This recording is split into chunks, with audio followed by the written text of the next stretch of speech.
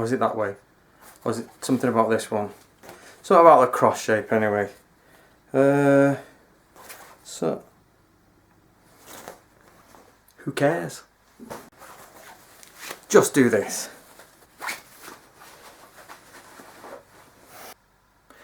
Right, just a joke video, guys, in the sense that I want to use it to highlight something. I want to highlight to you just how abrasive the internet samurai community can get, and how I think they're going in the wrong direction, the correct way, but slightly off kilter or off angle. And I'd like to highlight something for you to think about. Now, I'm not aiming this video at everyone who does samurai. I'm just aiming at that select few, that little margin of people who just troll the internet with typing away. And I want your opinion on this, so leave your opinions below. Now, when people do samurai training or they're enthused about samurai, most people, what they do is they buy the Hakama, they buy the top knot, which is fine. I think that's a great idea. But then they concentrate on kata, iaido, and about looking smart and protocol and having the correct knot and the space between the trousers and the feet and this blah blah, and you know, and this name and that name and this Japanese name, and it's all very well and good, and I think it's excellent that people research that. But on the opposite, you get the trolls who tend to have a go at this and say, you know, I've been the victim of this, but oh, your knot's wrong and this is wrong and this Hakama's slightly this. And I want to say, guys, it's that samurai in ancient times probably didn't care. They really didn't care about the knot in their kimono, or they really didn't care about something that was slightly off kilter. And I'm going to explain what I mean here. Is most of the teachings that we get today in samurai school, you see people and they look immaculate and they look excellent and their knots are beautiful and they stand there with their sword, and most of it is a very Edo period. It's all from the sort of peace periods when it was protocol. People had to be correct with their knots and they had to walk correctly and they bow correctly, and they you know, the swordsmanship had stopped becoming useful and it was more of just a, you know, let's do some Zen. Warfare had gone, you know, the martial arts. I'm not saying they weren't great martial artists, and they were, but what I'm saying is in the Edo period you get a real attachment to you know, protocol and factors. Now, I personally, I've been to Katori Shintori, I've been to other schools, but I had a great day once when I went to visit Otake and we had tea and, you know, biscuits and all this malarkey, and I took a group of students with me, not my students, other people's students, and they said, oh, we'll put a display on for you, you know, come and watch the training. So we watched the training, and I said to Otake, I said, Otake, says, everyone here's just got, like, they've just tied a reef knot in their Hakama, and they've tied it like I just did to the side there. And but however, Otake had the proper knot, and he said, yeah, he said, nobody really cares, you know what I mean? You just get on with training, you know. So even in Japan's top, and it's, you know, hailed as Japan's top Koryu, the national treasure, the one on all the documentaries, the headmaster is like, hey, just tie the knot, just get on with it. Do you know what I mean? They don't really care. Now, remember, what you have to know is that in samurai warfare, in samurai culture, different knots mean different things. And I didn't know this, but a guy called Graham recently pointed out that even though I knew there was different types of Hakama, that the ones we wear apparently from horse riding. Like, you know, it's not even the Hakama that maybe some people actually wore. But my point is that there were different knots and they did time for different things. But I absolutely do not think that in the Sengoku period, which is what samurai, is the essence of samurai, and before, they cared what knot you wore, you know what I mean? If you were going to see the Lord and you were not at battle and it was Lord Castle, absolutely you have to have your camera on, you've got to have the knot correctly. But if you're in a battlefield, you've got mud up your face and, you know, bits of your armour is hanging off and, you know, there's sort of like blood and patches all over, nobody's going to come over and be like, oh, that is the incorrect knot for this protocol. It's like, absolutely does not happen. Right, so let me get on to it. I want to explain a few things here to you. So today, in the samurai enthusiast community, they're like, oh, you've got a polished sword, and you hold the sword this way, and you turn it round, and you present it to someone, and when you display it, you put it on your thing, on your sleeve, and you admire the hamon, and blah, blah, blah. Absolute Edo period stuff. I didn't say it didn't happen in the Sengoku period, but you'll see what I'm getting in a minute. Right, I've got a list here in front of me on the stand, and I'm going to read out some of the things I have found throughout my research as a researcher in samurai warfare. And one of them is broken swords. They're just picking up broken swords, or people are hacking away at enemies. And some of the scrolls we translate, it's like if you hack into an enemy and your sword may bend because, you know, they're falling and you're hacking and the sword. It said you get a bent sword. There's a specific way you have to hammer the sword back straight. You know, if you do it the wrong way, you'll snap your blade. So it was quite a common thing to be hammering or standing on your katana, like get that bloody blade back straight.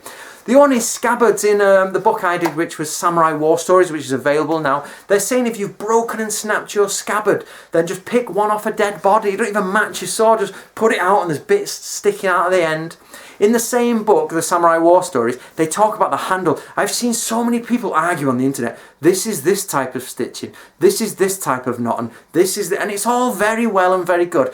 But in that, from a real like samurai war, you know, when they're talking about war times, he says the handle has just come off my sword. All the cord has worn away because my gloves are made of metal, you know, here, and I've just ripped it all away. So they went to the forest and they got vines and they stripped the vines down and they put it in the tang in the hole and they just wrapped it in vines, and they're at war with vine instead of this. So all these people are like, this is the incorrect knot. Real samurai would just ram in some cloth, tie it round and just start hacking people down because you're in war. They didn't care. They're just like, what are you talking about?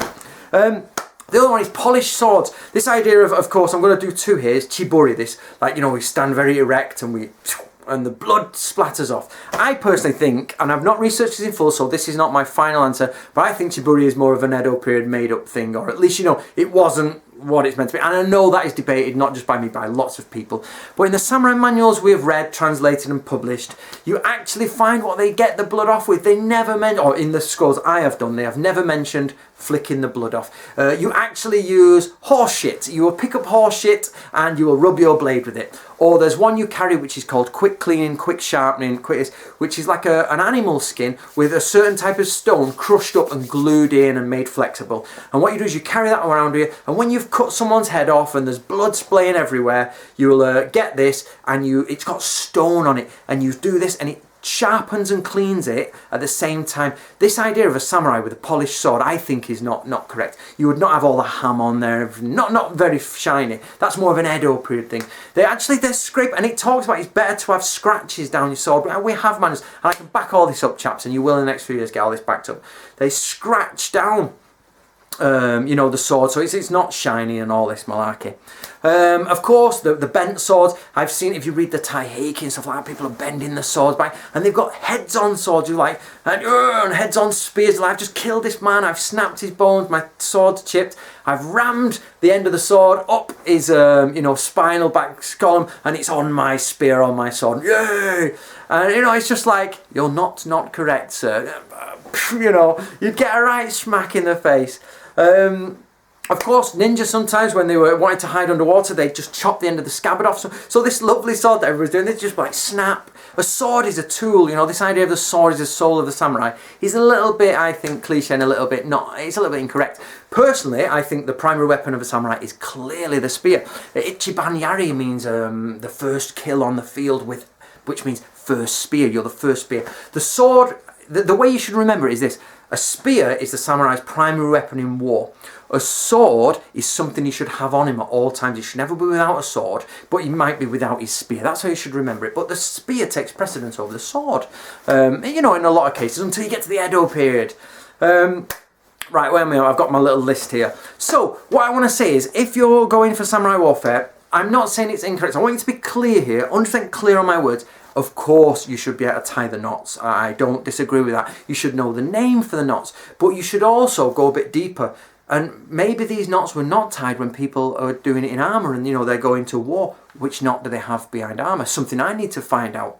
So what I'm saying is that when you're training, you've got to identify, are you thinking of Edo period stuff or are you thinking of Sengoku period stuff? So, for example, Iai, you know, Iaido, quick drawing, is an old skill. We know it's quite old. But how much is it used in war? I personally don't think it's used in war in the slightest. So, you know, you don't walk onto a battlefield and you're like, you know, passing by and think, oh, I'll quickly dash my sword out and kill this gentleman. That's not how it was. You've got your spear out, you're in formation, you're moving down, you're on horseback. If you've not got your sword out by that point, there's a problem. Or if your spear's gone, then it's you draw your sword and you're looking for the first victim and you're running into the masses and killing them. So this idea of Iaido is actually walking along civilian streets and you're cutting people down who have just started on you. Or it's to quick draw against an enemy, or when you're capturing criminals. So my point being is that most of the samurai enthusiasts today are really concentrate on probably Edo period stuff, which is not warfare, guys. The reason we love samurai is because they're warriors. But why do we concentrate on the peacetime period? It seems strange to me. So while most of you I know are not guilty of this, there are a few and I'm going to say it, probably overweight gentlemen or a little bit geeky, hidden profile guys who are like, that is incorrect, this is the wrong knot. But I want you, if you're trained, to understand and know that even in the top schools of Japan, they just do a reef knot, tuck it in the belt and get on with training, yeah?